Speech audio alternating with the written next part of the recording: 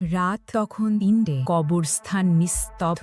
রহিম চাচার কবর থেকে হঠাৎ মাটি ফুলে উঠল। ভেতরে তার শরীরের হাড়গোড় সব উল্টো দিকে মোড়ানো। কবরের দেয়াল থেকে বেরিয়ে এলো কাঁটাওয়ালা বিশাল লম্বা শিকল। প্রতিটি কাঁটা তার চামড়া ছিঁড়ে ঢুকছে। তখন ফজরের নামাজ। শিকল দিয়ে টেনে নিল তার জিহ্বা। তার নিচ থেকে উঠল ফুটন্ত গরম তেলের নদী। পা ডুবতেই মাংস গলে যাচ্ছে, কিন্তু আবার নতুন মাংস গজাচ্ছে। ব্যথা দ্বিগুণ হয়ে যাচ্ছে। এরপর একটা কালো বাচ্চা এসে বলল, জোহরের নামাজ মিস করেছিলি না? তার হাতে ছুরি।